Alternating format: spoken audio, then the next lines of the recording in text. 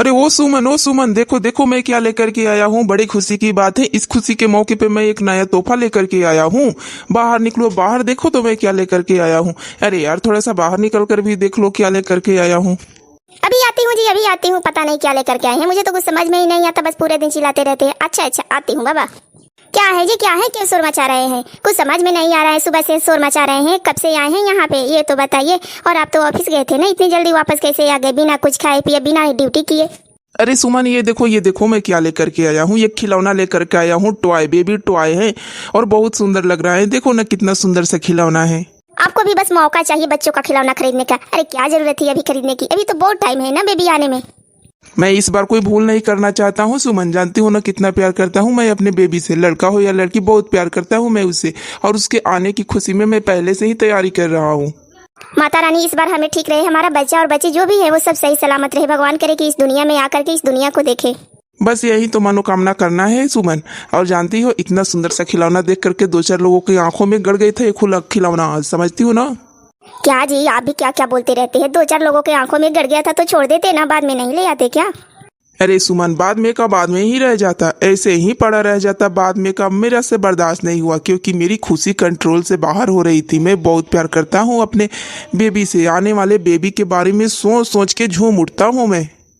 क्या बात है जी, इतना खुश देख करके आपको तो मेरी खुशी दुगनी हो गई है। क्योंकि मैं भी खुश थी जब मेरे पहले दिन उल्टी आई थी, मुझे पता चल गया कि मेरा बेबी है। मैंने किट प्रेगनेंसी किट में जांच भी किया हुआ था और डबल निशान भी आए थे, तभी मुझे पता लग गया था कि मेरे पेट में आने वाला बेबी है। और मैं बहुत खुश थी उसी दिन से। तो आपकी खुशी देख करके मेरी भी खुशी दुगनी हो गई है जी। जानती हो ना सुमन, हमने 3 बच्चों को खोया है, ये हमारा चौथा बच्चा है। इसे हम खोना नहीं चाहते हैं, बहुत प्यार करते हैं। हाँ जी हाँ, हम भी बहुत प्यार करते हैं, लेकिन भगवान के आगे किसी का तो चलता नहीं है। अब हम कर भी क्या सकते हैं। अच्छा चलिए दीजिए, मैं ये टॉय को रख देती हूँ। मुझे भी बहुत खुशी हुई आपने ये खिलौना खरीद के लाया तो।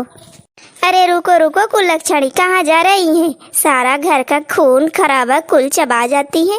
कुलक्षणी कही की अभागन कही की, एक भी बेबी इस घर में नहीं ला पाई। इतने दिन हो गए शादी के और चली खिलौने को लेने। खिलौना छूने से कहीं अपशकुन हो गया तो?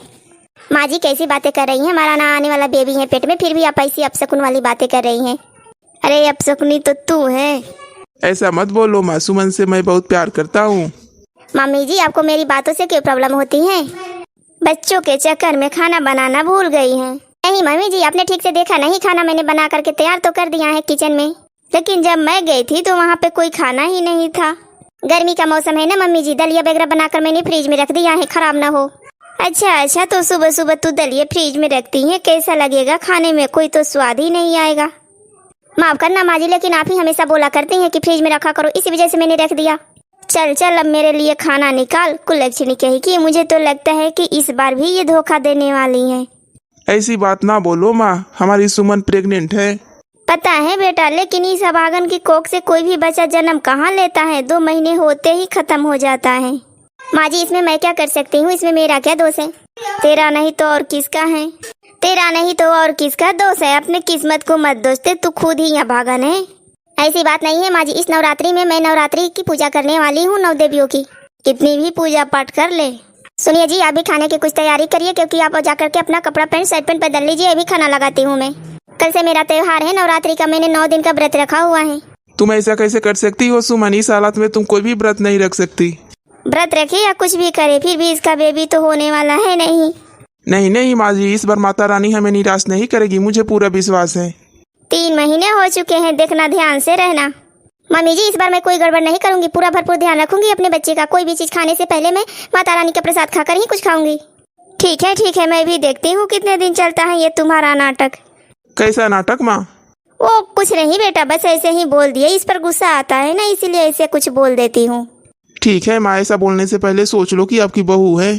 अरे बहू से पहले कुलक्षणी है मेरे लिए। जब तक मेरे गोद नहीं भर जाती तब तक मैं इसे बहू कह ही नहीं सकती। ऐसा मत बोलिए माँ जी, इस बार मैं निराश नहीं करूंगी आप लोगों को। ठीक है, देखते हैं कब तेरा डिलीवरी होता है।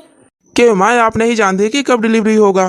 जानती हूँ बेटा, लेकिन अभी तो 3 महीने हुए हैं, अभी 6 महीने बाकी हैं। 6 महीने में ऊपर वाला भगवान क्या करे, इस कुलक्षणी के पेट में बेबी रहेगा भी कि नहीं रहेगा।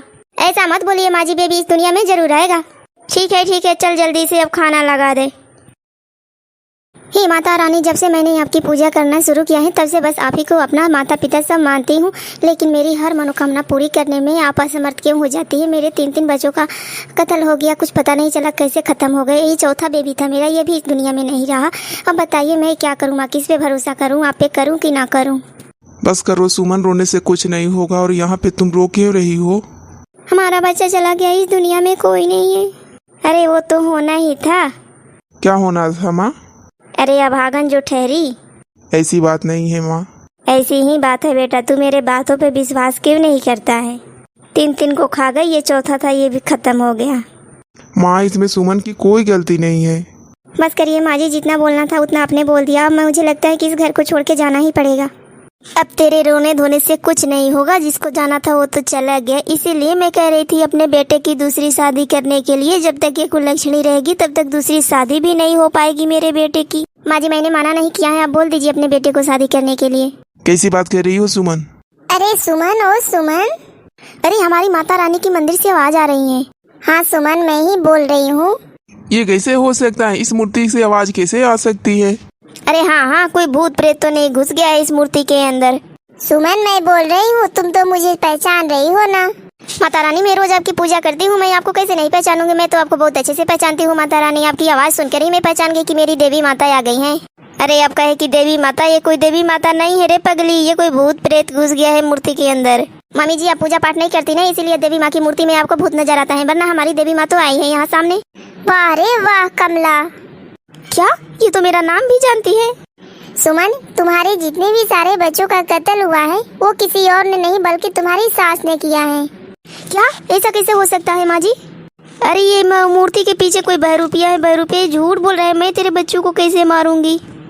सुमन ये तेरा पल्स देखकर ही पता कर लेती थी कि तुम्हारे पेट के अंदर क्या है, बेटा है या बेटी, क्योंकि तेरी सास को बेटा चाहिए था, इसीलिए इसने तेरे बच्चे को खत्म कर दिया। क्या यह बात सही है माँ? आप सही बताइए, क्या ये बातें सही है? अरे पता नहीं बेटा, ये कौन है, कौन तुम लोगों को सिखा पढ़ा रही है?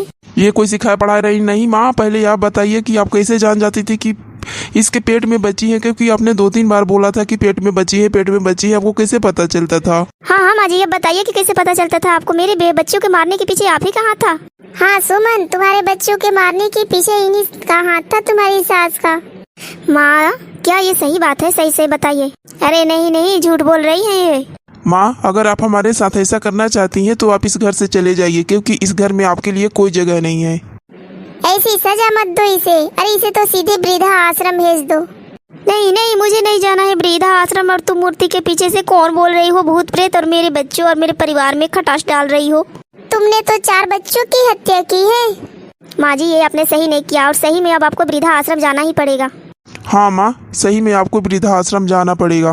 थैंक यू माता रानी, जो आपने हमारी इतनी मदद की। हाँ माता रानी, हम भूल गए थे कि आप इस दुनिया में हैं, हमारे सबकी देखभाल करती हैं। कौन मरता है कौन जीता है, सबकी देखभाल तो आप ही करती हैं। सुमन तुम दोबारा से फिर माँ बनोगी और तुमको बेटी ही होगी, और उस बेटी के रूप में तुम मुझे झलक देख सकती हो। थैंक यू माँ जी, आपकी कृपा से जल्दी ही मेरी गोद भर जाएगी। हाँ सुमन। थैंक यू माँ जी, जो आपने हमारे लिए इतना किया। अरे बेटा, दुनिया की देखभाल करना तो हमारा कर्तव्य है।